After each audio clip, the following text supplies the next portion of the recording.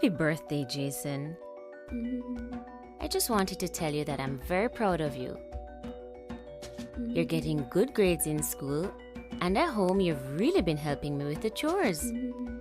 I hope you have a great day. And I can't wait to give you your present tonight. Love always, Mom. Teach your child the 6-step crossing code. Think first. Stop. Use your eyes and ears. Wait until it's safe. Cross when it's safe. Get across alive. A message from the Road Safety Unit in the Ministry of Transport and Mining. Here's how we sign the alphabet. A, B, C, D, E, F, G, H, I, J, K, L, M, N, O, P, Q, R, S, T, U, V, W, X, Y, and Z. Now I know my ABCs. Next time, won't you sign with me? We tend to see the smudge on someone else's mirror and forget the crack in ours. Start by fixing yourself first. Educate yourself.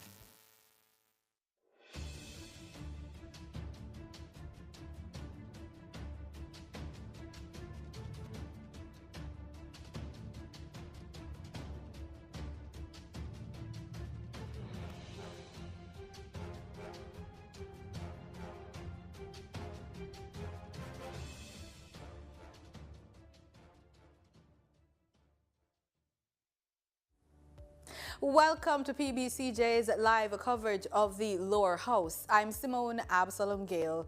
The session will start with prayers, followed by a roll call of those in attendance. This is usually followed by questions and answers to questions, statements by ministers, items under public business, and private members' motions. But before we begin, let's try a parliamentary trivia question. Jamaica's parliament was involved in establishing the country's national anthem. True or false? Get the answer at the end of this introduction. On this session's agenda, under statements by ministers, Minister of Health and Wellness, Dr. Christopher Tufton, is down to address the House. He will likely discuss the fact that 5 medical conditions have been added to the National Health Fund, bringing to 22 the number of ailments for which Jamaicans can now access subsidized medication and treatment in the public and private health sectors. Under public business, continuation of the State of the Constituency Debate with presentations from the following members of Parliament. Member of Parliament for St. Andrew Eastern, Fayval Williams. Member of Parliament for Manchester Central, Ms. Rhoda Crawford, and Member of Parliament for St. Andrew South Eastern, Mr. Julian Robinson. They're down to make their contribution. Also on the agenda, National Family Planning Repeal Bill 2023 and the National Council of Drug Abuse Repeal Bill 2023 are down to be taken. It should be noted that the agenda can be adjusted, with items being added, removed, or replaced. If you are planning to attend a session at Gordon House, here are some rules to keep in mind. No visitor shall create any act of disorder within the precincts of the House. No visitor shall be admitted to the House without first obtaining an admission card from the office of the clerk. Visitors who remain within the precincts of the House during a suspension of the session are asked to keep silent. No photography, videography, or sketching of the proceedings is allowed unless so authorized by the presiding officer. And there should be no smoking inside the parliamentary building. It's almost time to go to the main event, but before that, let's get the answer to the trivia question. We asked, true or false, Jamaica's parliament was involved in establishing the country's national anthem. It's true, and let me tell you, a lot went into it. In September 1961, it was announced that the competition for the words of the national anthem would be judged in the first instance. The successful script would then be published and a contest for the music put in train. Nearly 100 entries for the words were received, and it was subsequently announced on March 17 that the competition for the words of the national anthem would close on Saturday, March 31, 1962. Now, a joint committee of the Houses of Parliament was responsible for making the final selection. Members remained divided between two possible choices until Thursday, July 19, 1962, when the large majority of the House, after eager debate, approved the resolution which was put to it, and the version previously heard in the lobby was selected as suitable. The anthem is a creative work of 4 persons: the late Reverend and Honorable Hugh Sherlock, OJ, OBE, the late Honorable Robert Lightbourne, OJ, and the late Mapletoft Poole and Mrs. Poole, as she was known then. You should know that all persons should stand at attention, that is, heels together, at the playing of the national anthem, and men should remove their hats. Think about these things the next time you sing or stand proud to pay homage to Jamaica's national anthem. Now, over to the proceedings.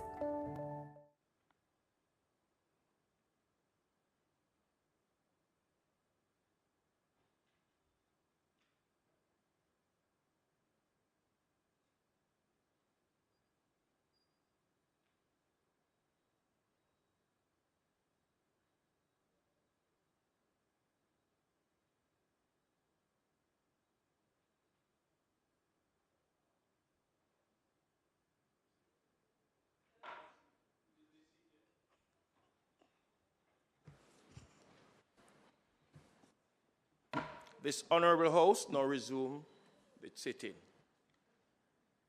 It is indeed a great honor and a pleasure to welcome all of you to the sitting of the Honorable House of Representatives on Wednesday, October 25th, 2023, for the continuation of the State of the Constituency Debate. I would like to extend a special welcome to those who are joining us online via the various social media platforms, PBCJ, live stream, and those in the gallery. Today we also have 6 parliamentary interns from the Department of Government pursuing their master's studies at the University of the West Indies. Let me take this opportunity to remind members that the interns are available to assist and support us in conducting specific and general research upon request.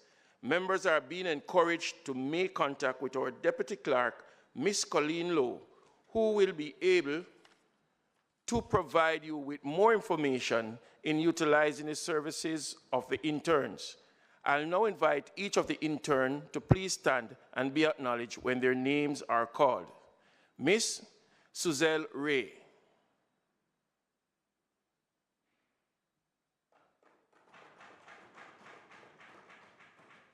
Miss Amoya McLeish. Miss Marika Gibbs. Mr. Shaquille Nemhard.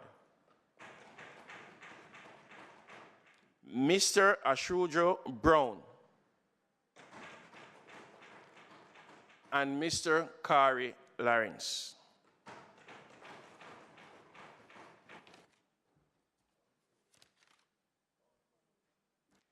Call of the roll.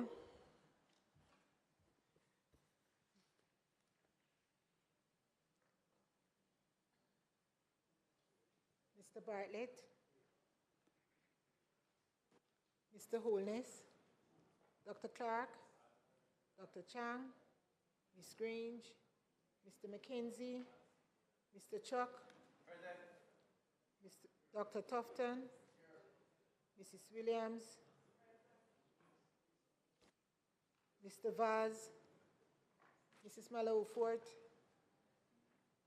Mr. Charles, Mr. Green, Mr. Morgan, Mr. Warmington, Mr. Mean, Mrs. Cuthbert-Flynn, Mr. Terry Long, Dr. Dunn, Mr. Hutchinson, Mr. Witter, Miss Smith, Mr. Davis,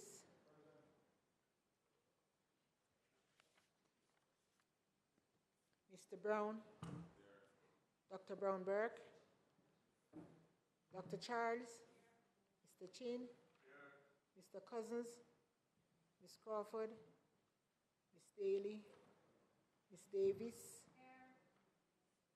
Mr. Golding, Mr. Graham, Dr. Guy, Ms. Hamilton, Ms. Hannah,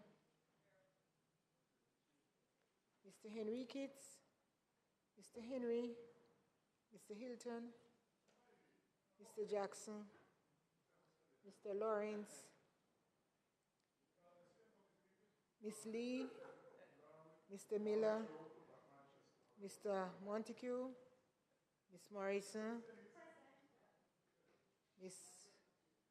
Mrs. Nita Garvey, Mr. Paulwell, Mr. Phillips, Dr. Phillips, Mr. Robertson, Mr. Robinson, Mr. Samuda, Mr. Shaw, Mr. Siblist, Mr. Slowly, Mrs. Vaz, Dr. Wheatley, Mr. Williams, Mr. Wilson, Mr. Wright, Ms. Crawford,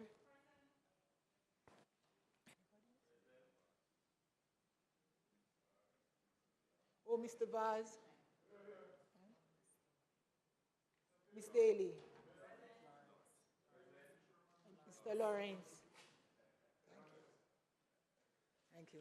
So, Daly, Lawrence, Vaz. Mr. Speaker, I now ask for the suspension of the standing orders to allow us to go straight to public business and receive 3 presentations under the State of Constituency Debate at this time. We will then return to the other items to be heard on the agenda in the standard order thereafter.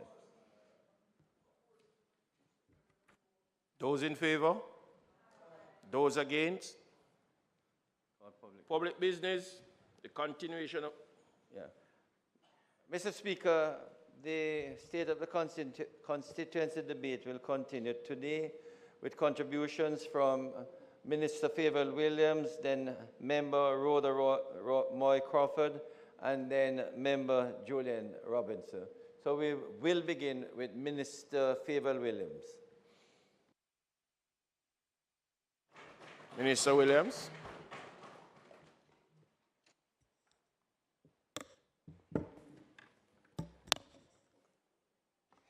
Thank you, Mr. Speaker. Mr. Speaker, I feel honored to be representing the constituency of St. Andrew Eastern for the 7th consecutive year, this being my 2nd term. And so I've titled my presentation Across the Years, because the work done in any year helps to lay the foundation for the following years. That's how we build. I thank my constituents for their continued support, my management team, the worker corps with the zone and cluster managers, supervisors, councillor, and caretaker councillor, along with other stakeholders. I also want to profoundly thank my family for their enduring patience as I go about the business of representing others and carrying on with my ministerial duties. Thank you, thank you, thank you. Your faith in me helps me to carry on cheerfully. I value you immensely. Mr. Speaker, where's the presentation? Mr. Speaker, as members of Parliament, we are required to be transparent with our constituencies, especially regarding government benefits through the Constituency Development Fund. There is no better way to demonstrate transparency than through the CDF consultations. I shared with my constituency recently that since I have been their Member of Parliament, through the CDF, we've spent some $87.7 million to benefit 2,605 persons. This breaks down to 372 persons annually. So in effect, I'm helping someone in the constituency every day. And these benefits include back-to-school items, as we all do as MPs, housing material, funeral expenses, support for medical expenses, business enablement, and the beautification work in the communities, and so on. Mr. Speaker, long before I became the Minister of Education and Youth, my support for the children and the schools in my constituency was strong. I've been present at numerous graduations, devotions, Read Across Jamaica Day, and other events, signaling my commitment to nurturing the bright future of our children. All the schools in the constituency have had my support in some way, shape, or form, from early childhood to secondary. I'm present. I make myself aware of any issues and action those issues in the best way possible. Mona Heights Primary School, for example, some time ago had a massive problem with flooding when it rains. The principal and the board brought it to my attention. And this was before I was Minister of Education and Youth. And of course, we rectified the issue. At Hope Valley Experimental, a school that has a mix of able-bodied and special needs students, again, well before being a Minister of Education, I used my efforts to ensure the school got a school nurse. They had not had one for some time before that. At Augusttown Primary, I've ensured that the grounds have been repaved. Through stakeholders, the lighting in the classroom was upgraded and fans were installed long before the heat became such an issue in classrooms. A significant perimeter wall was built to improve the safety and security of the school. Yes, so Mr. Speaker, you can see how easy it is for me to relate to schools in my current position, right? I have lots of pictures, and these are testimonials to a total embrace of the schools in my constituency. Mr. Speaker, recently at our very well-attended constituency health fair, sponsored by the Ministry of Health and Wellness, thank you, Member Tufton, we prioritized the students, ensuring they were up to date with their vaccinations and dental, hearing, and vision checks, along with other medical services. But in addition to that, the boys were treated to back-to-school haircuts, and I'm happy to share that it was so overwhelming that there were not enough barbers. Thank you, Councillor Bellamy, right, who helped to put this on. This was extremely well received. Mr. Speaker, among all constituents, but particularly the elderly, I continue to encourage good health and make every effort to bring medical services as close to them as possible. It is not unusual for there to be mini health fairs in various community centers across the constituency. Over the last 2 weeks, there was one in Backbush. Blood pressure and diabetes checks are strongly encouraged. As you know, these are silent killers. I would like all in St. Andrew Eastern to take their health seriously by getting screening done routinely. And as the Minister of Health would say, know your numbers. Early detection stops an ailment from becoming a chronic disease. I say to all my St. Andrew people, do not wait for an invitation to do routine screening. Health is of paramount importance, and this month being Breast Cancer Awareness, I ensure I had a message out to encourage women to do breast cancer screening. Mr. Speaker, across St. Andrew Eastern, much infrastructure work, especially roads, zinc fence removal, and sidewalks, have been ongoing since I was elected as Member of Parliament. In fact, Mr. Speaker, there has not been a month that there is not a project going on somewhere in the constituency. Many communities have been beneficiaries of road rehabilitation.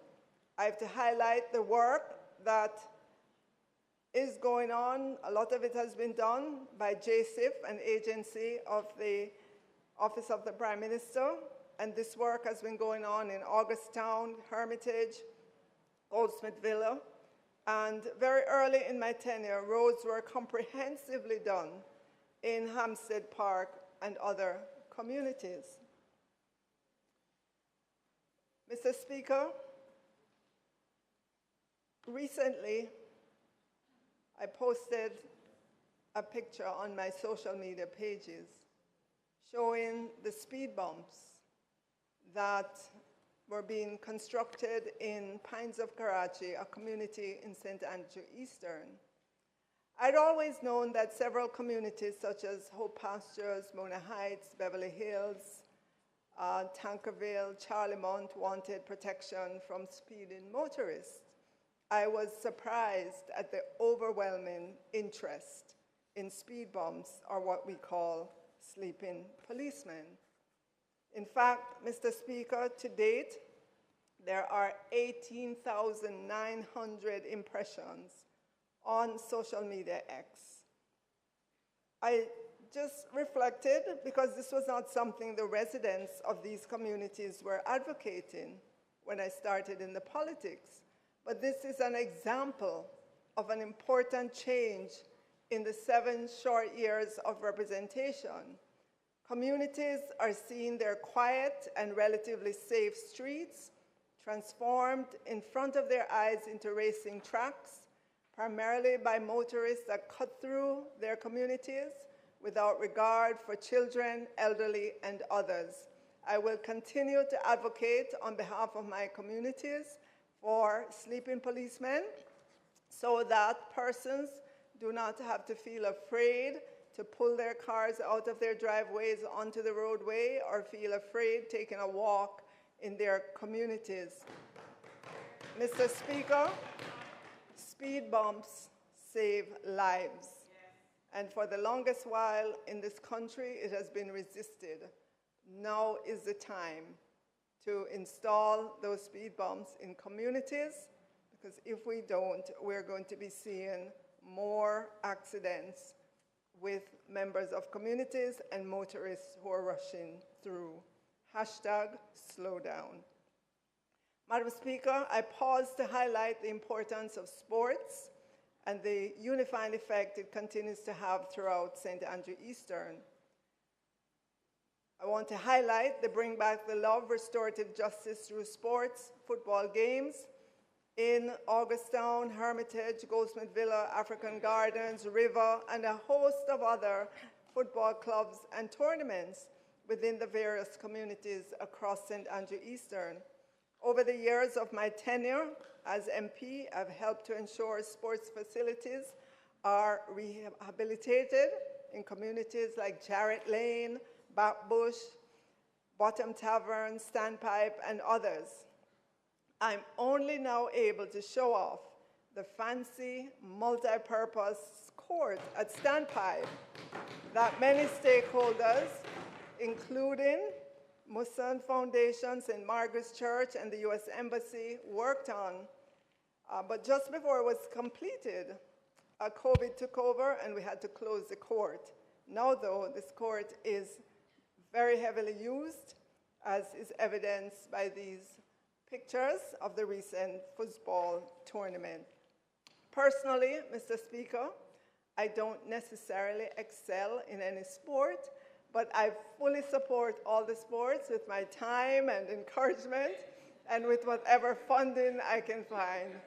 I ensure that annually I allocate a portion of the CDF funding to sports, and I know, Mr. Speaker, that there are many sports facilities still to be improved, such as the Field and Tavern, the basketball, netball court in Augusttown, the football field in Jarrett Lane, and I will continue to work on these in the years ahead. Switching now to water, Mr. Speaker. Unfortunately, water woes are common in the constituency, despite our being the home of the Mona Reservoir. It is particularly painful in those communities with regulated water.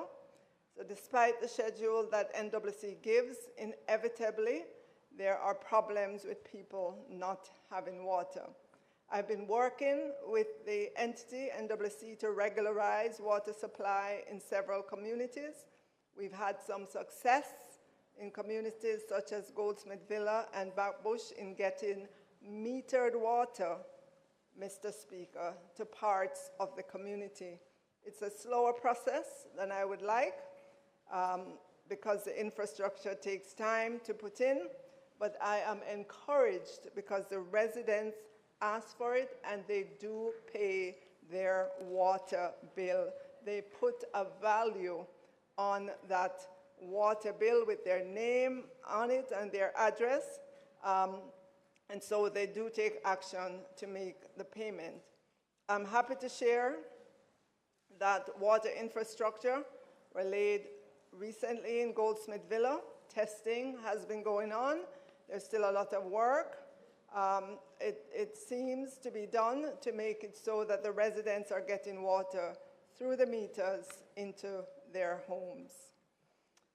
Mr. Speaker, regarding the vexed issue of access to electricity, I'm proud of my record of getting communities regularized, and I fully support the prepaid option as a way for persons to remain on top of their electric bills. Where possible, I've helped with house wiring so that persons can access safe electricity. And I want to say to JPS that there are several communities that are badly in need of being regularized. They're calling me, and I will be speaking to the new head minister to see how quickly we can get this going. On the issue of street lights, Mr. Speaker, there are many street lights in St. Andrew Eastern for which we're happy. However, many are too spaced out and the illumination is inadequate in several communities.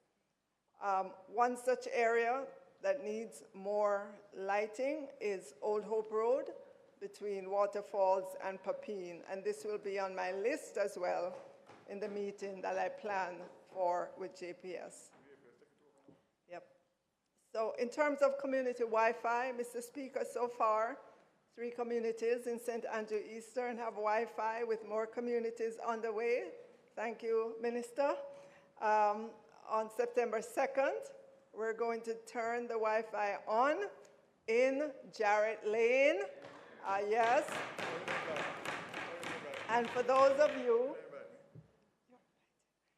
who know the political history of St. Andrew Eastern, by emphasizing that this is happening in Jarrett Lane under this government, you will know that we are witnessing a sea change in our politics in St. Andrew Eastern, because this Member of Parliament does not play politics with communities or people's lives. If there are benefits to be had, I ensure all communities benefit, regardless of their political leaning. In the same community of Jarrett Lane, a multi-purpose court, bathroom. In the same community of Jarrett Lane, a multi-purpose court, bathroom facilities, and a football field have undergone work to bring them to a better state. And I want to thank Minister Grage for the work of SDF to bring the netball/basketball court up to standard. And by the way, I am a big supporter of the annual sports competition in Jarrett Lane. Mr. Speaker, even as I itemize all the good work that has been done over the years and give thanks for the good work, there's still more to be done. The people of Fallon are in desperate need of lights on the poles that were installed several years ago. They also need a safe walking pathway to their homes. Again, in terms of the light, that's on my list to speak with JPS about. Ellison Flats is in need of a kiddie playground on the grounds of the community center. Tavern is in need of more secure fencing around their multi-purpose field and a resurfacing of the netball court. I am proud, Mr. Speaker, of the work I've been able to do to refurbish, repair community centers, and the communities welcome these. There have been many opportunities in which our young people have used these community centers for summer classes and training sessions, and we will expand on these in the years ahead. Mr. Speaker, zinc fence removal finds resonance across my constituency. Persons want zinc fences removed and replaced with block and steel. This adds pride to residents and makes the community look and feel like it ought to. I will continue to take down zinc fences and replace them with block and steel. On the issue of crime, Mr. Speaker, unfortunately, we're not immune to persons preying on our students. There are many hundreds of students living in St. Andrew Eastern, and as they traverse the streets, unfortunately, sometimes, they are robbed. We're getting more cameras installed that has allowed the police to identify persons much faster, but there's still work to be done, especially in installing cameras at major intersections in order to help with detecting who the perpetrators are in many of these instances. Many of the communities form WhatsApp group that I am in, and I'm amazed at the power of these WhatsApp groups. Residents watch out for each other for unusual movements, and because the police from Matilda's Corner are in these WhatsApp groups, the response is excellent when the residents bring to the fore an issue. Their vigilance has averted many situations, so I want to publicly thank the men and women at the Matilda's Corner police station for your vigilance. Many communities are calling for security cameras, and I have committed to helping to make this happen. Another activity that I'm immensely proud of is the parks and green spaces across many of my communities. Hermitage, Goldsmith Villa, Augusttown, Backbush. The benefits are immense. People meet in these spaces in an environment that calls for cordiality and community spirit, and these are amenities that I plan to bring to all of my communities, and I've begun to work with them, especially through some recent tree planting activities. Mr. Speaker, there's always something happening in my constituency, something good happening, from church events, school events, and other events put on by various groups, persons in their own private capacity, and I make an effort to attend as many as I can and to be visible across the length and breadth of the constituency. Beyond being present, and even despite the heavy workload of the Ministry of Education and Youth, I work on responding to calls from my constituents about the various issues, and many times I personally follow up to ensure that the situation is taken care of. I'm committed, and while I'm not saying that I answer every single call, it is safe to say that my commitment is very evident in the constituency of St. Andrew Eastern. Mr. Speaker, before my half an hour ends, I want to address the vexed issues of multifamily buildings in St. Andrew Eastern. St. Andrew Eastern is a desirable location in which to live. It has major shopping areas in Ligani, and even though Ligani is in another constituency, but it's used, and Papine. It hosts our major universities, UWI and UTech, the Mona Reservoir, historical places such as the Great House and the Aqueduct, the beautiful Hope Gardens and the zoo form a part of the attractiveness of St. Andrew Eastern. I say all of that to boast a little bit about St. Andrew Eastern, but more importantly, to point to the change in the built environment that the desirability of St. Andrew Eastern has elicited. There are many multifamily buildings in St. Andrew Eastern. On Charlemont Avenue, a road that is approximately less than a mile, there are many buildings with 3 or more full floors. Ottawa, Wellington, and you can drive across the constituency and you will see these. These are beautiful buildings, but the structure, the environment of several communities are changing. Imagine, Mr. Speaker, that not so long ago there were only single-family homes or simple 2-story townhouses, and you can see how the communities have changed quickly. And hence the tug-of-war between needing housing development on the one hand and the desire of many residents to continue enjoying the community in which they've been living for 30 or 40 years.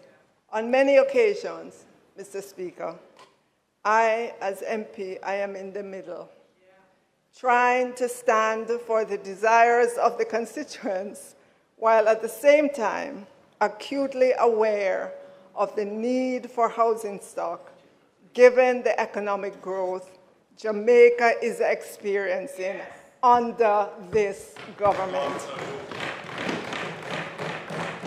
Madam Speaker, there are many government entities involved in the process, and we know them. It's NEPA, it's the municipalities, it's NWC, NWA, private sector utility companies. I have attended many, many community meetings. And my ask of government entities is simple. In your approval processes, consider the impact of all of this on existing residents and be vigilant in approval processes. Err on the side of the residents, because for the life of the construction, the residents have to bear the hazards of traffic as construction trucks run up and down their streets. The residents have to bear the construction drilling at odd hours. And so when the residents ask for contractors to end at 5 p.m. or 6 p.m. in the afternoons and not start until 8 a.m. or 9 a.m., as entities of government charged with monitoring these constructions on behalf of the government and people of Jamaica, you have an obligation to monitor in the interest of those impacted. To the contractors, my ask of you is that you treat the space in which you're building and the people who do not have a choice but to continue living next door to the construction, treat it with utmost respect. Jamaica belongs to all of us.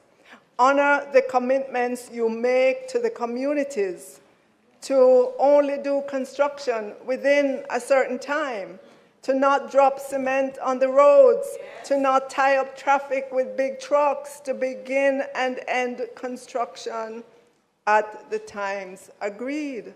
Yes, we know you want to finish the project, but people have to get to sleep, to wake up for work or school the next day. Mr. Speaker, much has been accomplished on behalf of the people of St. Andrew Eastern. I could say lots more about the skills training, the many persons who now have a job under this government, the Restorative Justice Center in Augustown, the very decent housing that is sprouting up in communities once considered inner city communities. But there are 4 communities still requiring infrastructure work. These are Highlight View, Landlease, Fallin, and Mona Common. Serious work needs to be done to get those communities to a place. And Mr. Speaker, as I close, At the constituency debate last year, I talked about a particular building in Backbush being used for housing that should not be given the state of the building, and promised to work on getting proper housing. Madam Speaker, no sooner had I talked about in the Parliament than the very next day it was splashed, in the media all over, and there are pictures showing the state of the building. Mr. Speaker, I am happy to say that recently I showed the residents a mock-up of the design that will go to procurement shortly. This is the architect's, on the next slide, rendition of what the building will look like. It is in the final design stages to go to tender. My very ambitious goal is to cut the ribbon on this in the not too distant future. Mr. Speaker, whilst we've covered a lot of ground, the work continues because we have to load the third term. Thank you.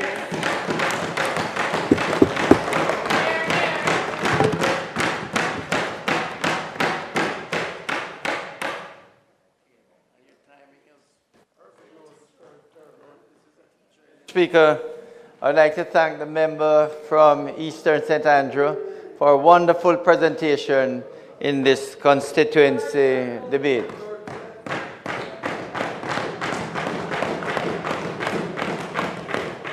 We will now ask the member from Central Manchester, Member Crawford, to make her presentation at this time. Member Crawford.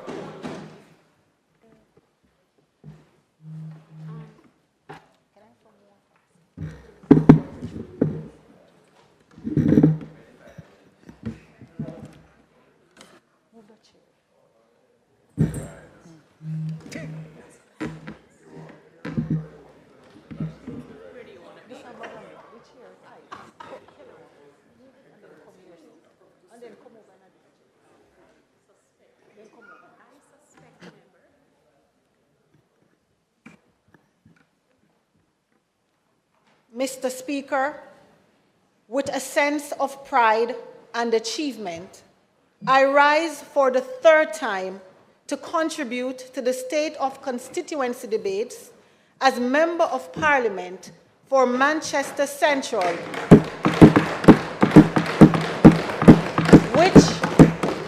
which has now become Jamaica's model constituency.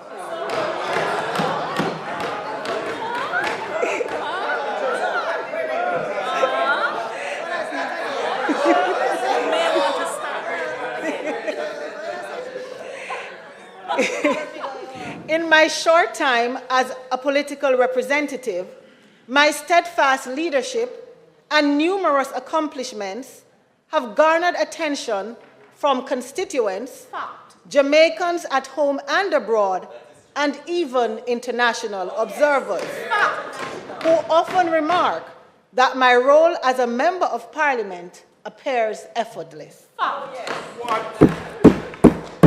What is equally correct, Mr. Speaker, is that my journey has been a mix of joy and sadness. In sad times, I have been blessed with the unwavering support of church leaders, family, friends, parliamentary colleagues on both sides of the House, office staff, councillors in waiting, Adika, Richard, Shanil, and of course, together with my fierce army of constituents. To them I say thank you from the purest section of my heart. Here, here. It's all of it. All of it. Much like my own journey, the constituency of Manchester Central has experienced her share of joy and sadness. For you see, Mr. Speaker, the 31 uninterrupted years of PNP leadership in our constituency is best described as the winter of despair. Thankfully, on September 3rd, 2020, the good people of Manchester Central ushered in the spring of hope when they elected me their daughter to represent our constituency. Mr. Speaker, this journey's success is attributed to my dedicated support team, my fixity of purpose, the vision of the Andrew Holness-led government, and collaborative relationships I have established with critical state agencies in the parish. Agencies such as the NWA, the NWC, the SDC, Rhoda, and NSWMA. These partnerships have led to remarkable achievements. Our springs of hope within Manchester Central over the last 3 years. Mr. Speaker, I stand here knowing it is impossible to detail all our record-breaking achievements in 15 minutes. Therefore, permit me to highlight only those accomplishments that we are most proud of. First, the Maypen to Williamsfield leg of the South Coast Highway, funded by Jamaican taxpayers at a cost of $200 million is now open to the public. This project has provided employment for 150 of my constituents, reduced travel time between Mandeville and Maypen to 15 minutes, while enhancing access to employment, residential and commercial opportunities, as well as easier access to critical services between Mandeville and Kingston. We extend our gratitude to the Most Honorable Prime Minister, Andrew Holness, for this significant capital investment. Another capital investment we appreciate is the Greater Mandeville Water Improvement Project, costing $3 billion Jamaican dollars. In its current phases 2 and 3, this project has already spent approximately $900 million Jamaican dollars to replace aged pipelines, install new pumps, new generators, and drill new wells. This has ensured the availability of potable water for hundreds of new customers and reliable supply for thousands of existing customers. We look forward to the completion, phase 4, in 2024. For this, we thank Prime Minister Holness and Minister Matthew Samuda. Mandeville Traffic Management System, an $80 million Jamaican dollars project, is now 95% complete and is projected to be completed this November. When commissioned into service, this system will resolve long-standing traffic congestions in our busy town of Mandeville. We extend our thanks to Minister Everald Warmington for this vital investment. In the realm of social services, Manchester Central introduced its first victim services child-friendly space, which provides a safe, calm, and comfortable environment in which children who are victims of crime interact with law enforcement officers and social service providers to receive psychosocial support. At the same time, Manchester Central's first state-of-the-art family court has been delivering hundreds of positive results. We express our gratitude to Minister Delroy Chuck for these invaluable investments. Healthcare facilities have also seen improvements. The Mandeville Health Center has been retrofitted and upgraded at a cost of $6.5 million, offering enhanced services and increased resilience to natural disasters. Meanwhile, the Broadleaf Community Health Center, renovated and expanded at a cost of $11 million Jamaican dollars, now caters to 5,000 constituents. The Mandeville Regional Hospital received over $100 million Jamaican dollars for new equipment, and the construction of a new state-of-the-art female ward at Manchester Infirmary, costing $48 million Jamaican dollars, is in full operation. We thank Ministers Christopher Tufton, Desmond McKenzie, and Floyd Green for these crucial investments. Our $87.17 million Jamaican dollars special education campus, Campus 2, an extension of Albion Primary School, is a game changer for students with special needs across the constituency, and plans are fully in motion to expand the educational facilities at Belfield High School, Bel-Air High School, Mayday High School, Mount St. Joseph High School, Manchester High School, and the Carteret College. We thank Minister Fayval Williams for her visionary approach to improving access to education and training in our constituency. Through partnership with the leadership of Heart NSTA Trust, we have managed to engage the services of Heart's mobile unit to undertake recruitment, training and on-the-spot assessments in the Belfield, Royal Flat, Mandeville, and Knockpatrick divisions within our constituency. To date, more than 1,500 constituents have been impacted.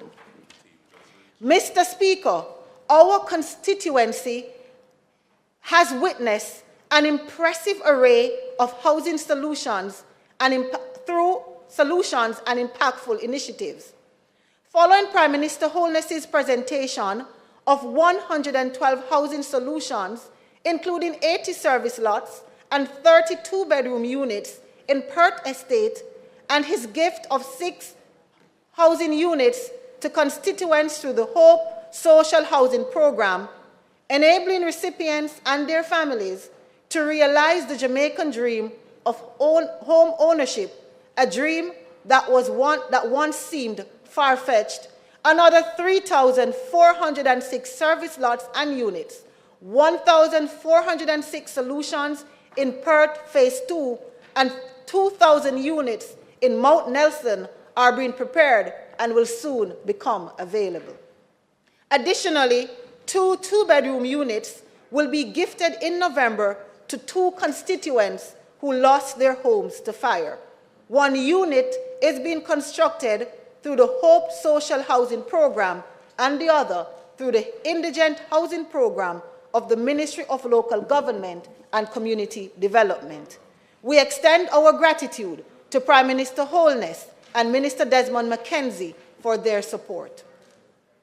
Moreover, through strategic use of allocations from the Constituency Development Fund, other allocation made available to members of Parliament via ministries and agencies, as well as contribution from the private sector, we have changed many lives and impacted numerous communities.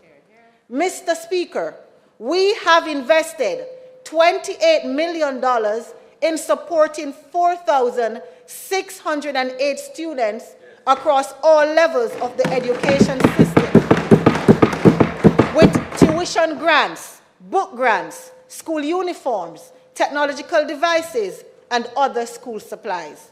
Additionally, we have provided educational assistance to 8 schools across the constituency.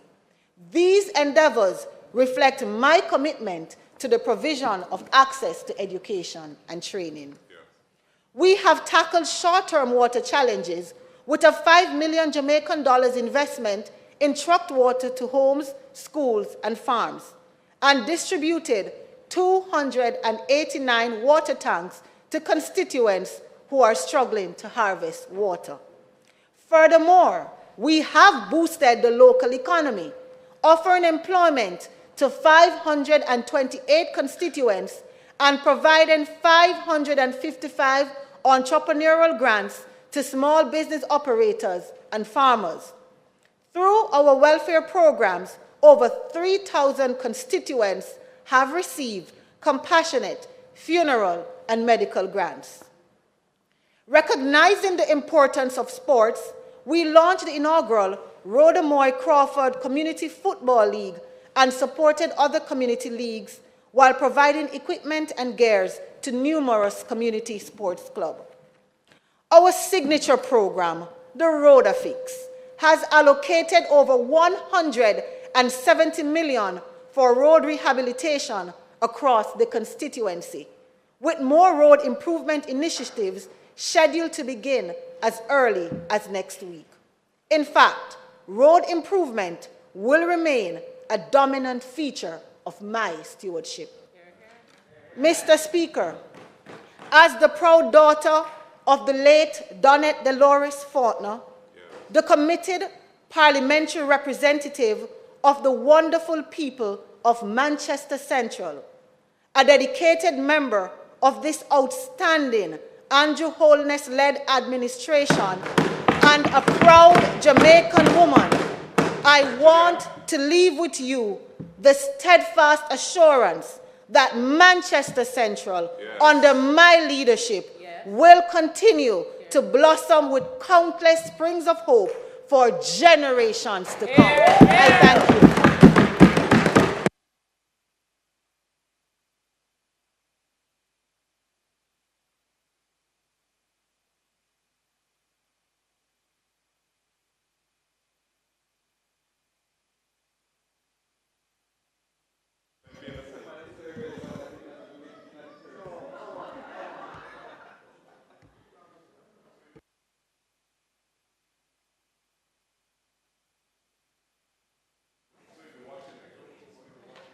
Mr. Speaker, I would like to thank the member from Central Manchester for a very concise, powerful presentation from her constituency. Thank you, member from Central Manchester.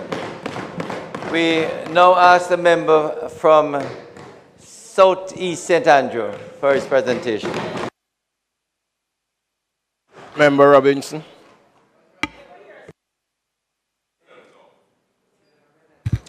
Mr. Speaker, can I ask your permission to speak from a seat other than mine? So granted.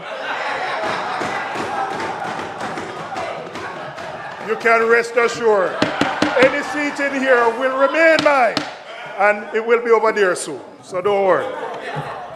Any seat. Mr. Speaker, let me thank you and commend you for being in the seat today.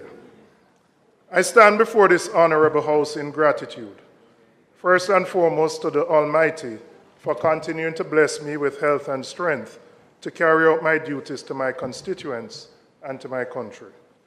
For the third time, I've been elected by the people of South East St. Andrew to continue to represent their interests. The weight of that responsibility is one that I bear with pride. I'm grateful to my constituents for the continued confidence reposed in me, and today I recommit to represent them and their interests with integrity, dignity, and accountability. I want to thank my family for their continued love and support, my constituency leadership team who are here represented today, and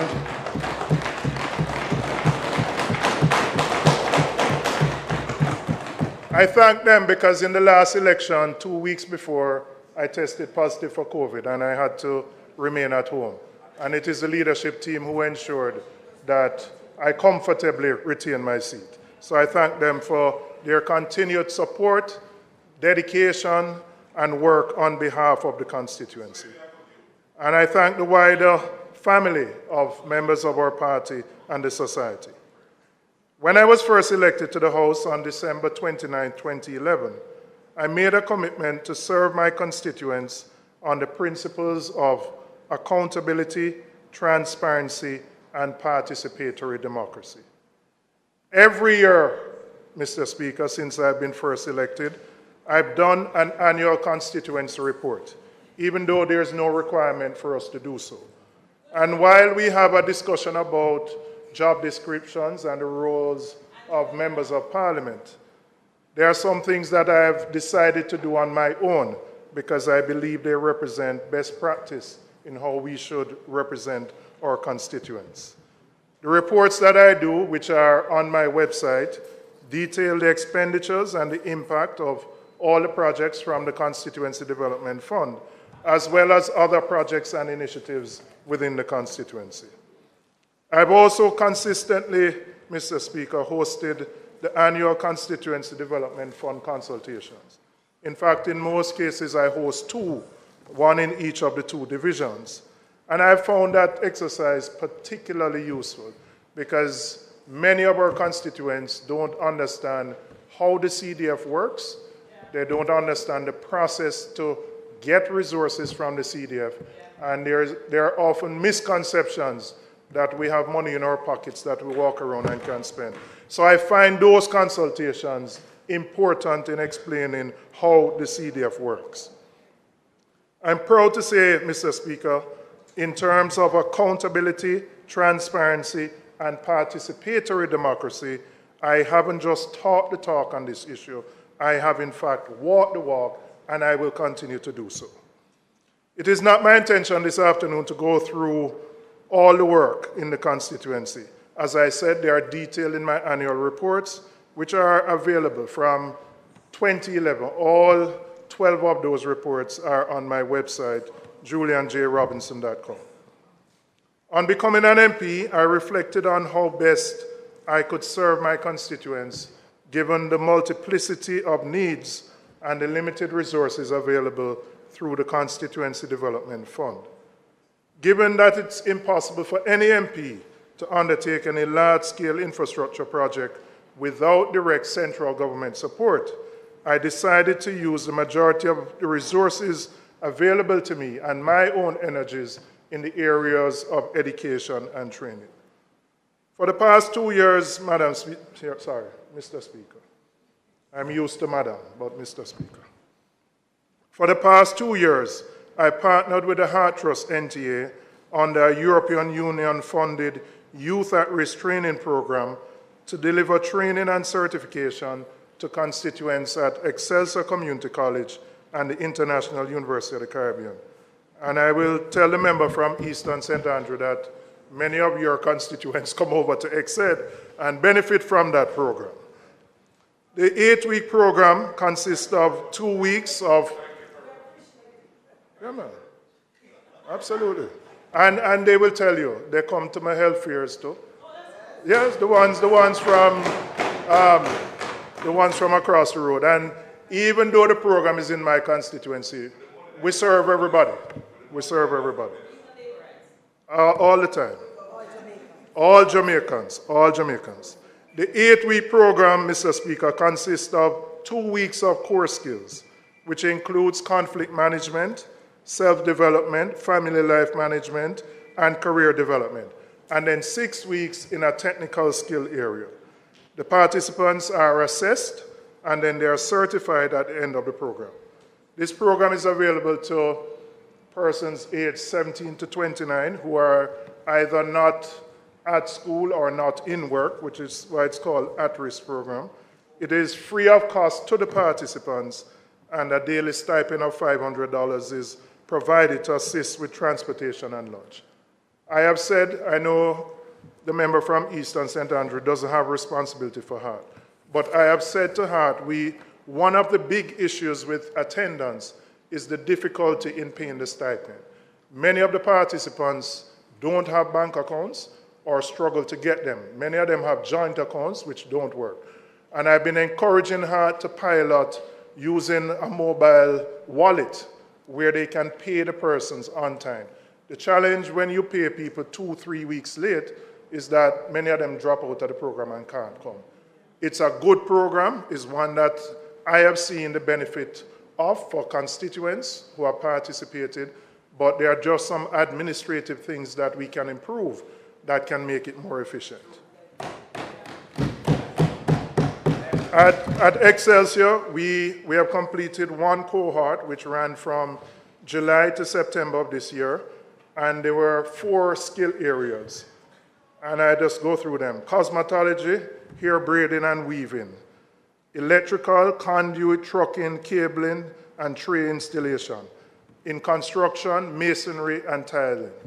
And I'll tell you, Mr. Speaker, we deliberately chose areas where we know the people, once they get trained, they can get work. I can tell you, if you are a skilled tradesman, you're not going to have any shortage of work once you know your trade, because there are enough people who are looking for that kind of work. In hair braiding, 60 people were enrolled. They are awaiting assessment. For the conduit, trucking, and cabling, which is important to the construction industry, 36 were enrolled, 30 have been certified. For masonry, 31 enrolled, they are awaiting their results. And for tiling, 30 as well, for a total of 157. The second cohort, which starts next week, October 30th, and runs to the end of December, will have the cosmetology, the electrical, and auto mechanics. And it's called braking system technicians. And we have a total of 100 persons who are enrolled in that program. We have also partnered with the International University of the Caribbean. And what I have done, I've chosen educational institutions within the constituency that have the experience of providing training, have the technical knowledge, the infrastructure, and the resources so that it doesn't require my intervention in that regard. And so when Hart partners with them, they bring to the table those resources, and it makes the partnership a lot easier. We have also partnered with the International University of the Caribbean, and again, we are starting 2 training courses in October, next week, the 30th, where we're doing customer service. These are all level 2 courses, and housekeeping guest room attendants. Again, the housekeeping guest room attendant would be for persons to serve in the hospitality industry, and importantly, in the fast-growing Airbnb industry, where many people require that kind of service as guests come in and out of their properties. Huh? Up to, prior to this, up to level 3, they didn't have to pay. In this program, there is no payment.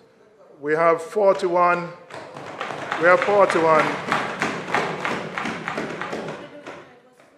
It was free before. For customer service, 41 persons are enrolled, and for the guest room attendant, 46 persons are enrolled, for a total of 87 persons at IUC. Again, very deliberately, I've looked at institutions geographically in the constituency to minimize the transport that people would have to take to get to one of those places. So if you're at Exed and you are on the Mountain View stretch and in Vineyard Town, it's very easy to get there.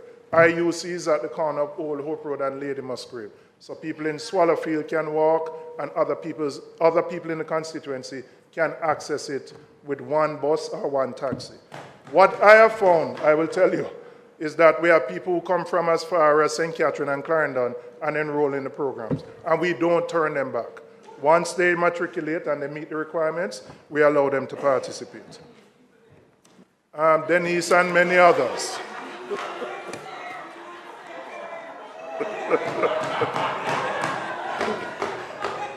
Wherever they come from, we welcome them. We welcome them. Mr. Speaker, sorry. I want to turn to a project that I've spent a lot of time working on and developing, which is the Nannyville Field project, where we're going to be putting in a AstroTurf on that football field. And really the vision here is to transform that field into the premier sports and entertainment field in the eastern section of the corporate area. Right now for turf, if you want turf, you have the Barbican, you have Ballers, you have Duns on Reddy's Road, and you have the one up at Shortwood. There is none on the eastern side of the corporate area. What we have seen over the last 2 years, many schools, particularly the smaller prep schools, don't have grounds of their own. They need somewhere to play, they need somewhere to train. Smaller clubs also have challenges finding grounds. And if you have a grass field, unless you have access to well water, it is difficult to maintain. You can't maintain it with NWC water. It's just impossible. And every one of us as MPs will know how many requests we get from community-based organizations to support the fields. They're not sustainable unless you can get well-based water. And that's the reason we chose the AstroTurf. So we have finally, after some delays with the procurement, we have a contract signed between TPDCO and a contractor. And the project will kick off on November 6th. and Nannyville on Mountain View Avenue. The venue the location is important because we're not just doing a football field. We have secured private sector support to build shops around it. So somebody coming from the airport can stop, they can drink some, whether it is... I have looked at Barbican and I know what Barbican has done. So I have been there many, many times. Many, many times. No, man, we're going to have all the facilities are in there. But let me tell you why this is important, and the member from Eastern St. Andrew will appreciate this. We want it to be a facility. We're going to get lights. We're not there yet. Where at 10 o'clock, the youth them can go play them five-a-side football. Right? One of the fields will be reserved for the community. But we want to build peace and unity along Mountain View. Right? So it will act more than just as a football field. Mr. Speaker, I want to turn my attention to a number of issues affecting my constituents and others in the corporate area. And I will term these ensuring that the infrastructure keeps apace with the development. And the member from Eastern St. Andrew mentioned some of them. I want to start with traffic congestion. It currently takes over an hour to travel from one section of my constituency, Matilda's Corner, down Hope Road to Halfway Tree every evening. It's a journey which on a clear day would take about 10 minutes. This congestion, which is not unique to there, but is all over the corporate area, is having a negative impact on productivity and the quality of life of residents as they spend hours on the road commuting to and from school and from work. The congestion is directly related to government's policy on public transportation. The de-investment in the JUTC has seen this entity operating at about 40% of its capacity. At the same time, the government has doubled the number of licenses issued to public passenger vehicles. What this means is that persons have to wait hours at a bus stop for a JUTC bus. Still,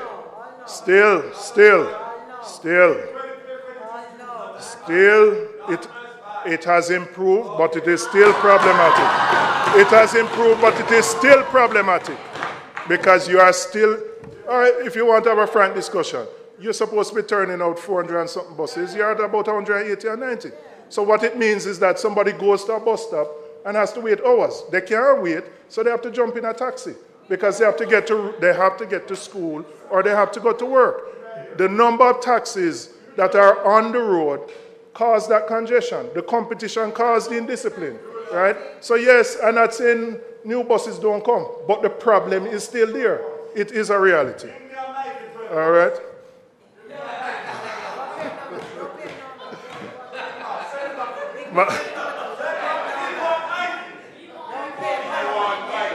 Just give me back the 5 minutes, you know.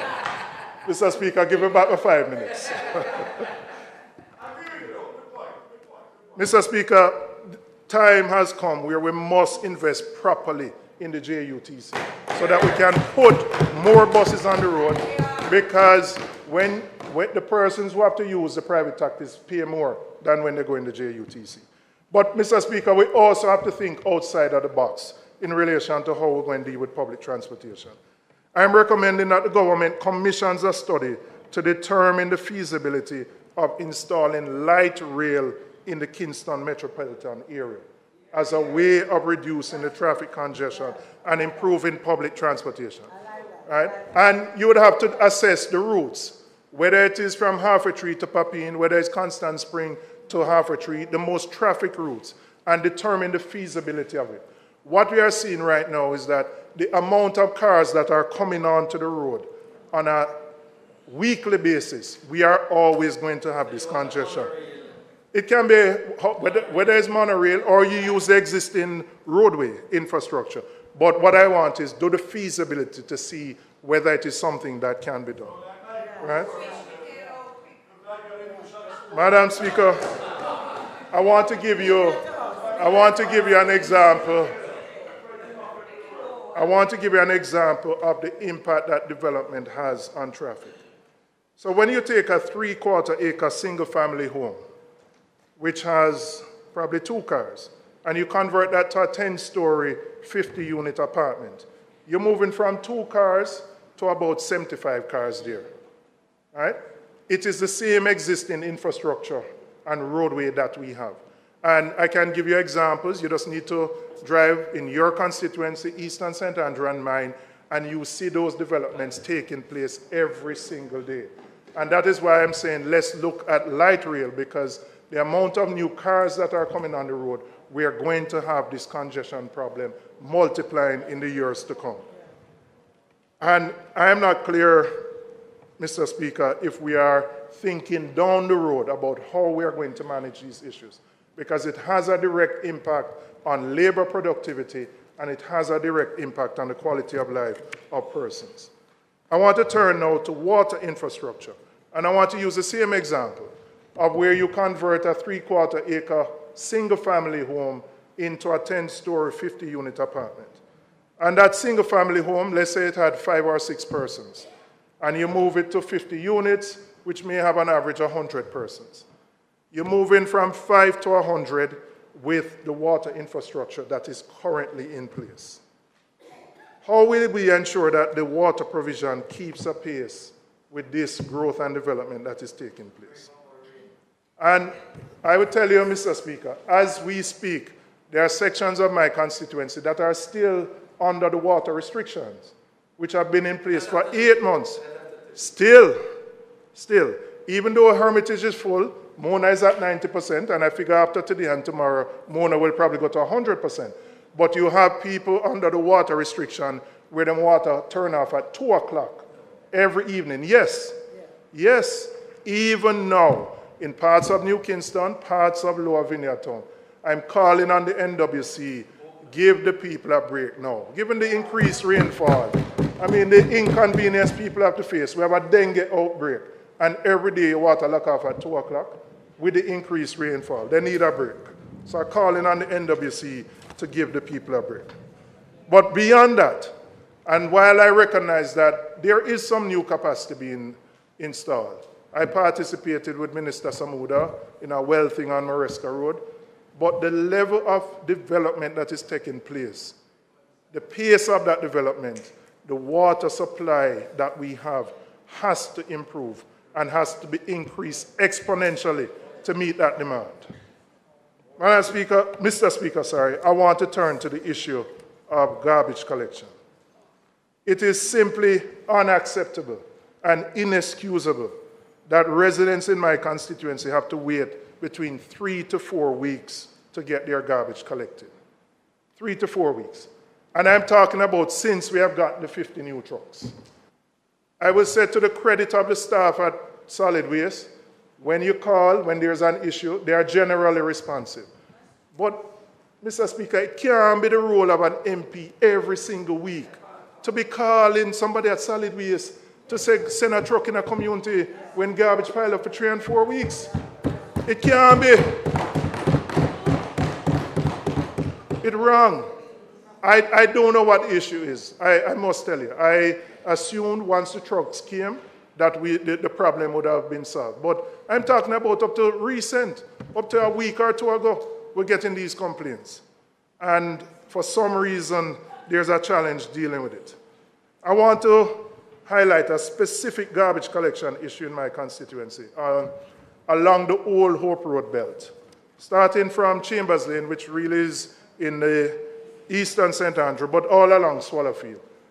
NSWMA sends out a truck every day, and the residents bring out their garbage onto the road, by the side of the road. The difficulty with it is that when they bring out their garbage and people see garbage put down, everybody decides to pile up and add to it. So you have construction waste, you have old fridge, you have old stove. So at any given day, if you drive along the stretch from the back of Campion College, opposite Chambers Lane, down where Swallowfield is, you will always see garbage, even though a truck comes every single day. That arrangement has to change. It is unsightly, but it's also unhygienic that you have this garbage. The challenge is that NSWMA does this, the bigger trucks can't go into the lanes. So NSWMA will have to put in the smaller units to go into the lanes to pick up the garbage and take the garbage out of there. You can't use skips. We have tried skips. When you use skips, what happens? Everybody from all over the place does decide they're going to dump in the skip. All dog, all coal, everything gets thrown in the skip, and then somebody lights the skip afire, and the bottom of the skip burns out. So skips don't work. They don't work. And the only effective way is if we have good garbage collection. When you don't have garbage collection, two things happen. People throw the garbage in the gully, and it ends up in the Kingston Harbor, and the work that is being done by Grace Kennedy and other people to clear up the harbor just gets multiplied. Or they burn it, which is bad for the environment. But you can't blame people, because if your garbage is there for 3 or 4 weeks, what are you going to do? And that is a reality that people have been facing.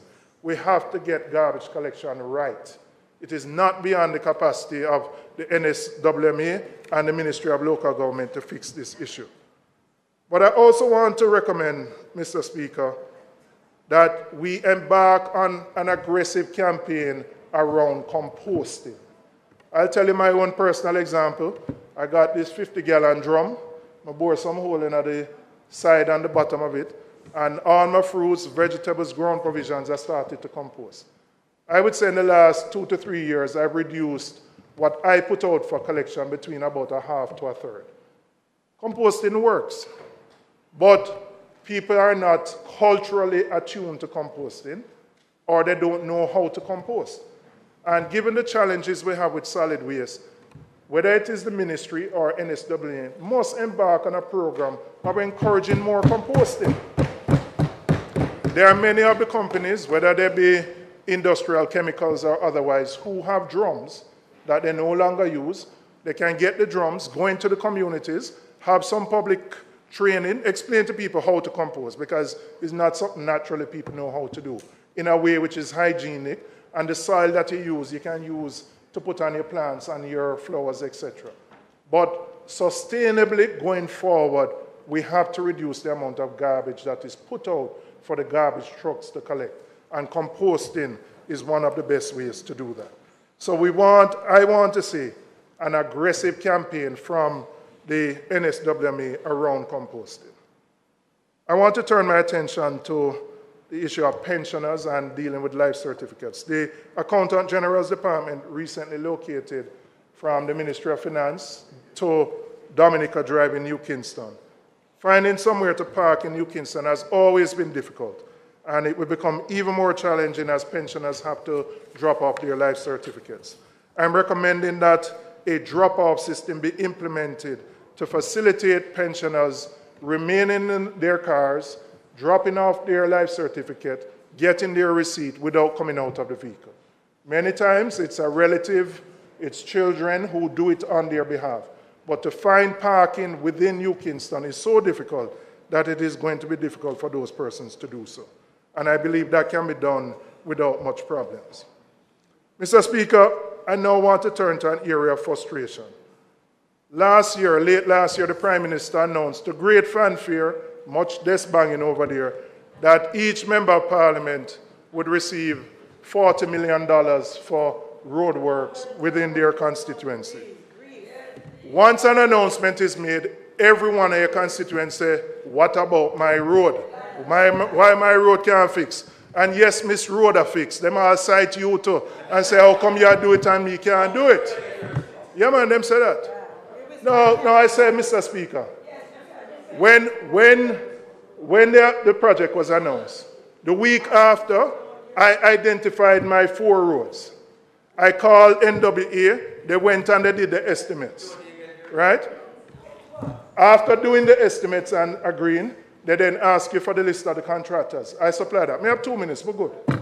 After that, I did that. 10 months later, I can't get the $40 million to fix the roads. And it's not me one, I know that, but it can't go so. It cannot work that way. Because when these announcements are made, people think we have the money and we don't want to work. We must find a better way to get things done. Similarly, Mr. Speaker, the Prime Minister 2 or 3 weeks ago announced a 2 million dengue cleanup.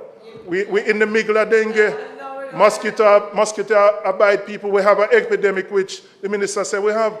and we can't get the money. We were promised some letters outlining. You have an outbreak, right? But the point I'm making is, it can't take so long for basic things to be done. And it's not unique to me. It affects all of us. But when our constituents hear the announcements, they assume that money is there. And when they don't see the action, them things say, we blame us. It's we get the blame. We have to do better. So in closing, Mr. Speaker, I want to close where I started, with gratitude. While there's much left to be done, I'm grateful for the opportunity to share some of what we have done and to highlight the issues affecting my constituency. I thank all those present for their attention, and with humility, I invite those of you to visit my website, which has all the reports over the last 11 years in terms of what I have done. And I would also say that as I started when I got elected on December 29, 2011, I will continue to lead with accountability, transparency, and a commitment to participatory democracy in everything that I do. Thank you very much.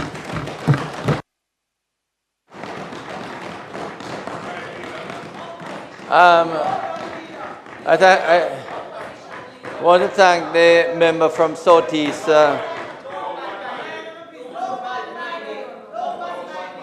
Yes, I want to thank the member from Southeast St. Andrew for his presentation, Mr. Speaker. And he has highlighted some very important points.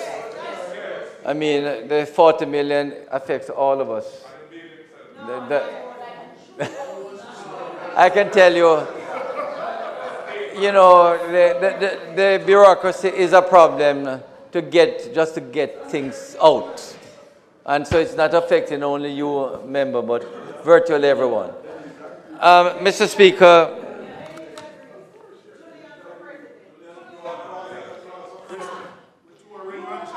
Mr. Speaker, I now ask that the debate be suspended.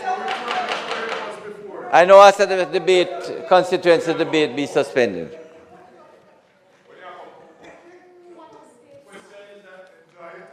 The question is that the state of the constituency debate be suspended. Those in favor? Aye. Those against? Ayes have it. Mr. Speaker, I now ask that you return to the agenda. Statement by ministers. The member from West Central, Minister Tufton, has a statement. Mr. Speaker. Member Tufton.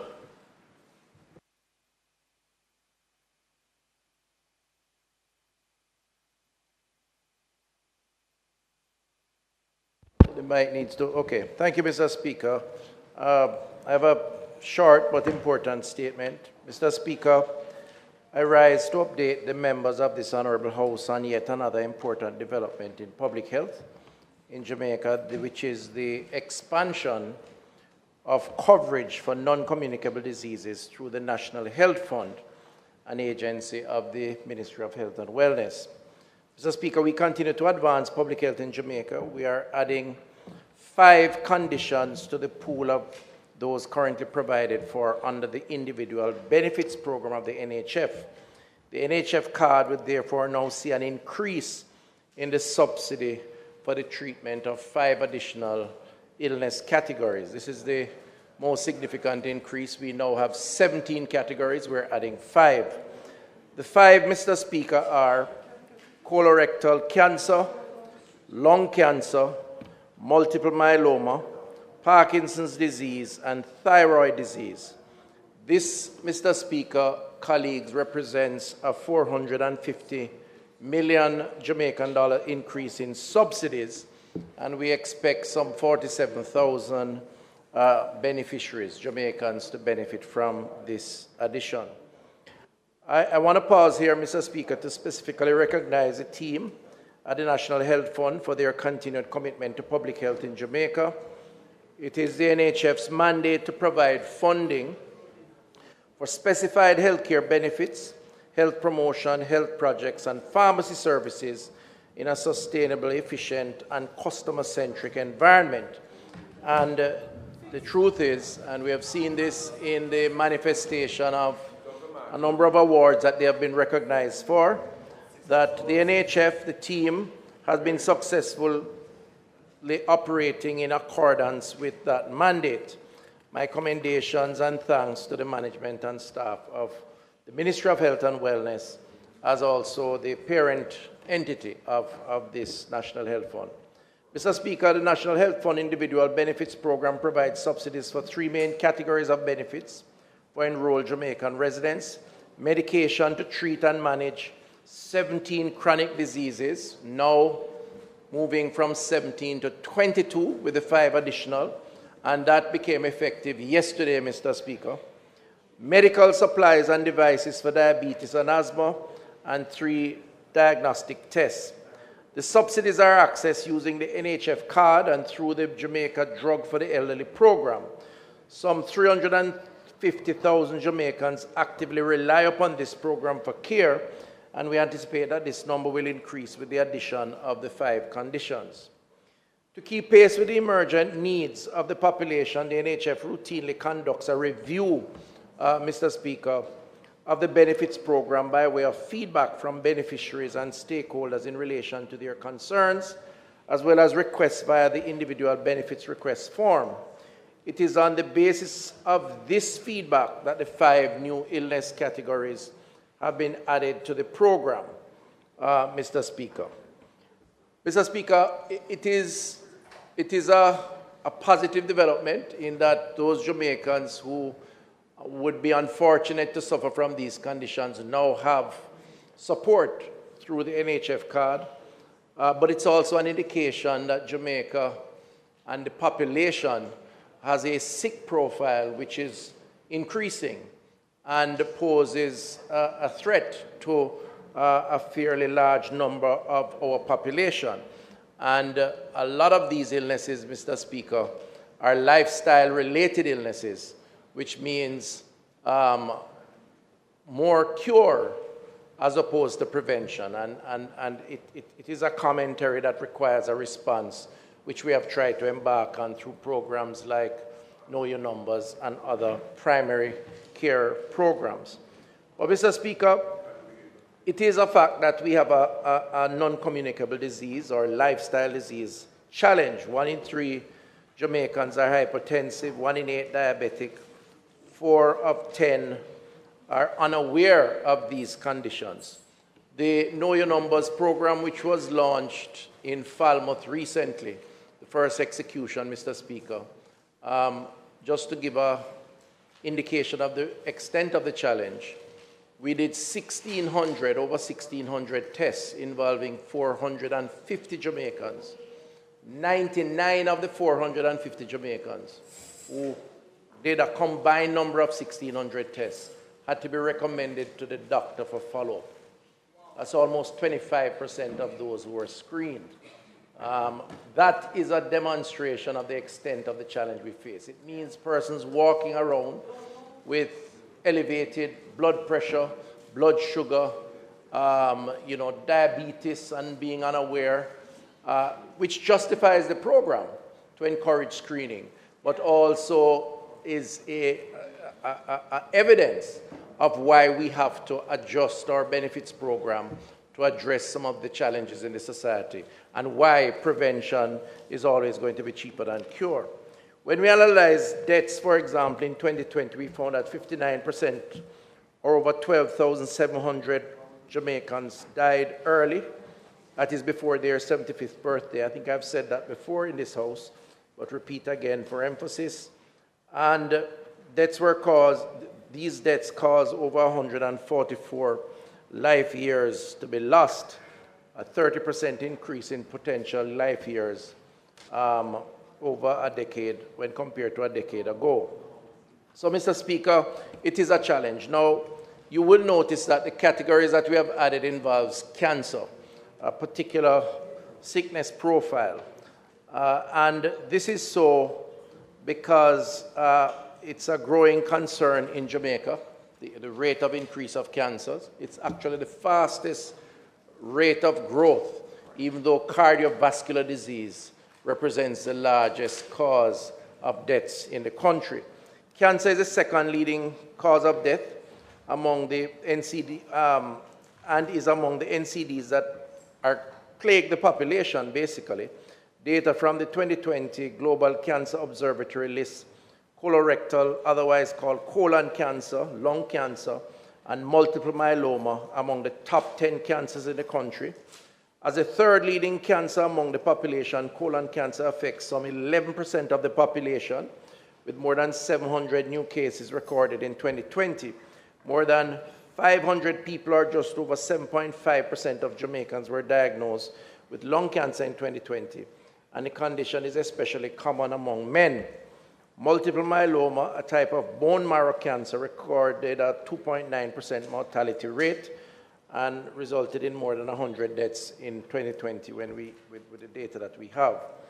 These conditions often have a debilitating impact, Mr. Speaker, on the quality of life of those diagnosed, taking a toll not only on their physical and emotional wellness, but also on their finances, on their families, on communities, and by extension, based on the cost to treat on the country.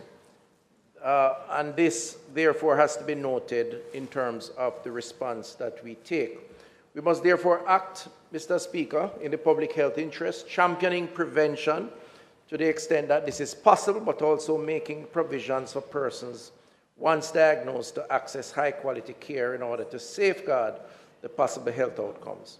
The addition of the 5 conditions will see some 10 new active pharmaceutical ingredients become available to the NHF program for the treatment of the disease or these particular causes yesterday, and therefore persons can now access that service. Finally, Mr. Speaker, I just want to comment quickly on our cancer registry. I am pleased to inform this Honourable House that Jamaica will be the first country in the Caribbean and the second in the world to use the Health Information Management Platform, District Health Information Software version 2, or DS2, to enable population worldwide reporting on cancer burden by the National Cancer Registry of Jamaica. The use of this groundbreaking software is made possible through the award of a grant from Bloomberg Philanthropies Data for Health Initiatives Global Grants Program for the project entitled Using DS2 to Strengthen Cancer Registration Data Systems in Low-Resource Countries from Rwanda to Jamaica, submitted by the Ministry in collaboration with the Caribbean Public Health Agency. That agreement was officially signed yesterday, Mr. Speaker, during a consultation exercise that is now taking place among about 15 Caribbean countries around Caribbean moves at the Jamaica Pegasus Hotel. The project is to improve cancer control by operationalizing a data collection and reporting system that will improve the availability of national cancer data, which can be used by the ministry to guide cancer prevention and control strategies locally. This will involve the installation, customization, and use of an oncology module using the Health Information Management Platform District Health Information System version 2 to enable the population-wide reporting on cancer burden by the National Cancer Registry. In essence, Mr. Speaker, colleagues, we are improving the digitization process or infrastructure to capture data, in this instance, on cancer diagnosed throughout the country in order to use that data for better analytics, to understand the problem, to determine where it may be happening more than other places, to determine a response, to engage in prevention methods to the extent that we can. And this will augur well for the fight against this very terrible disease that afflicts us, Mr. Speaker. Mr. Speaker, we have to do and continue to redouble our efforts to tackle the NCD scourge in our population. This is but one additional effort, now led by the NHF in terms of the 5 categories that will be added for support, but also the cancer registry that will give us an overarching surveillance that is necessary to tackle the particular challenge that we face. I thank you, Mr. Speaker.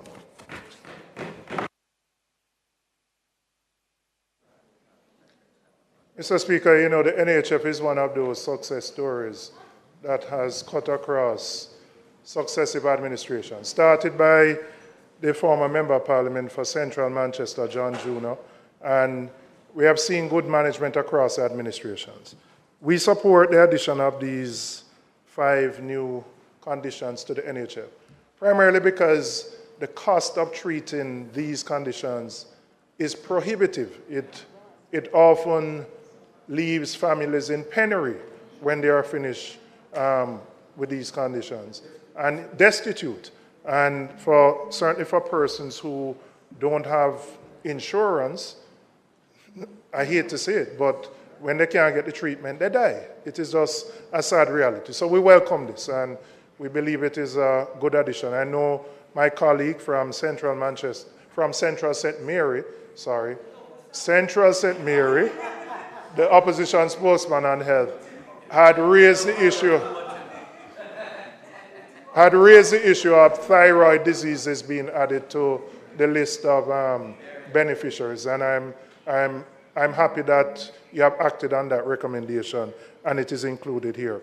I noticed the cost. I just wanted for you to give an assurance that with the increased cost, it won't become a burden on NHF and that NHF has the resources to sustain this type of intervention over the medium to long term.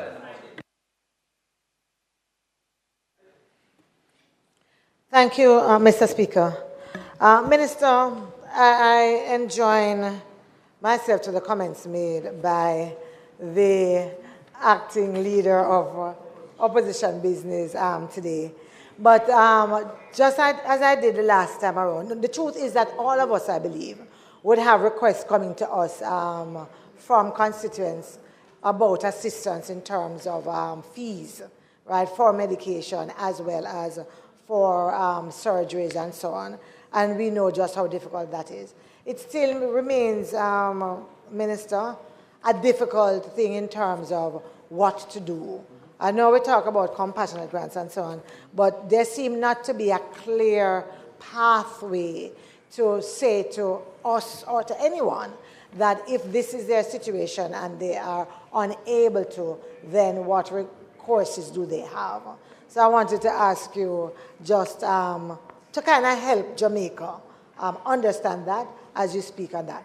But more specifically to this, Minister, we are in Breast Cancer Awareness Month.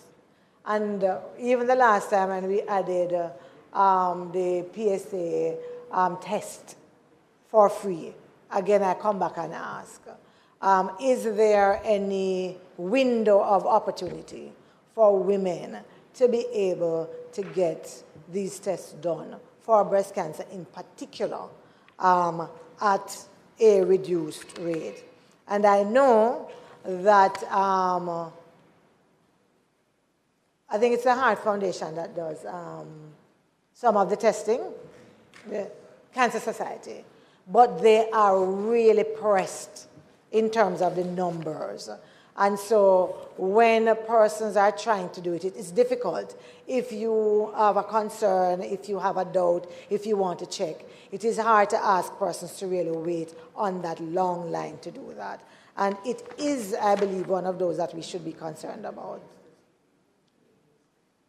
I don't know if how they do it is means tested. That's just an additional question. But I really am making a plug, especially in this month, for our women who would want to be tested but just simply can't afford, apart from the fear that they have, just simply can't afford to do it.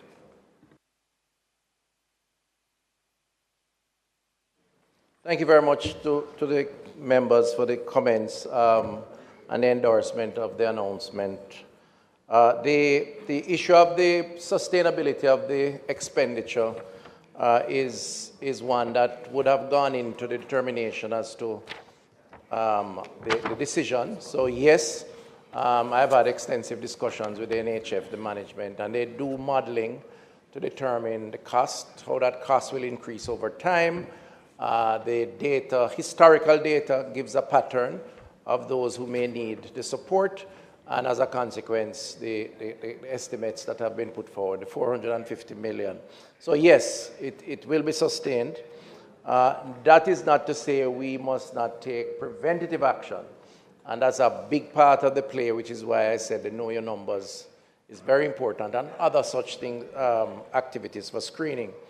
Member, on the issue of those who need help, and there's a cost associated with that. Now, the government does provide significant support. As you know, the public health system is free to the extent that additional services are required. Now, you shouldn't frown on it, you know. Don't frown on it. The data, the statistics, I know we complain about the issues that go bad. We never mention the things that go well. On a given year, nearly 3 million transactions takes place between hospitals and health centers. About 1.6 million in health centers, 1.4 in hospitals. You rarely hear about those people who go and get through and go home. For inpatient care, it's almost 200,000. Maybe 2% are dispatched to the morgue, unfortunately. The rest of them go home. But it's not to say we are perfect. We have challenges. Now, where persons have difficulties and cannot afford, they may need a special case or a machine breaks down, we have programs. The Compassionate Care Program has spent to date this financial year close to 300 million. And it is coming from about 100 million 5 years ago. And whenever we run out, we replenish. There's a committee, there's a form on the website of the ministry. You fill that out, you submit it. And you can, as citizens, you say I should appeal to the country, go through your office of your member of parliament. That's normally what happens when people have difficulties. And you go online, you download the form, you fill out the form, you submit it. And a number of persons do that. Beyond that, though, we have special windows that are available for particular conditions, whether through the NHF or through the University Hospital of the West Indies. It depends on the case. And so, member, I would say just increase your advocacy, and I'm sure your constituents will get the attention they deserve. We have no difficulty with that. On the issue of breast cancer, just for a minute say that it is a big issue.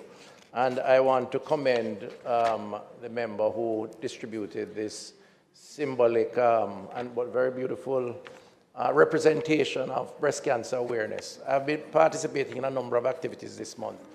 About 1,200 women are diagnosed, primarily, because men can have too, diagnosed with breast cancer each year, based on the data I have seen. Up to about 500 die each year from breast cancer, in Jamaica that is, and it represents the leading cause of cancer-related deaths in women. A big part of the problem is late detection, because most cancers can be controlled, not a clinician, but it's the advice I have, if you detect it early. The problem is the fear of screening because of the fear of being told that you are afflicted. And we need to change that culture. We need to get persons to recognize that early screening may actually be the solution to longer life and quality of life. Now, on breast cancer, we have made some progress around screening. Last week, or week before, I think, I unveiled a mammogram machine at Cornwall Regional, very new machine. We have one to unveil shortly at Kingston Public Hospital, another new machine. UHWI has a machine. And of course, as you said, the Cancer Society, which provides a subsidized rate. Ideally, we should have a machine in every region. So we need to put machines in the other regions and the main hospitals. So it's not perfect, but it's improving. And I think we also need to have a mobile machine that can go into communities, because while people are fearful, we need to make it easy for them to have it. But we do have at least 3 machines now in the public system, and 1 in the case of the Cancer Society, and I'm sure there are private entities that have also. But that's not the only method of screening. The doctors, we need to encourage women for self-testing and for their doctors to help them to do some initial screening. And so public education is a big part of that approach. So yes, we are making progress, but more needs to be done, and I think it's on all of us to get that done. Thank you very much. Announcement. Bills brought forward from the Senate, petitions, papers, report from committees, notice of motion given orally, questions and answers to questions, motion that may be made at the commencement of public business required notice, motions relating to sitting of the House, motion for leave to introduce bills, presentation of bills without leave of the House first obtained. Public business. Mr. Speaker, we have had a good afternoon. It is not proposed to do any further business, so I ask that the Parliament be adjourned until Tuesday, October the 31st at 2 p.m. The question is that the House do adjourn for Tuesday, October 31st, 2023 at 2 p.m. Those in favor? Aye. Those against? This honorable House now stands adjourned.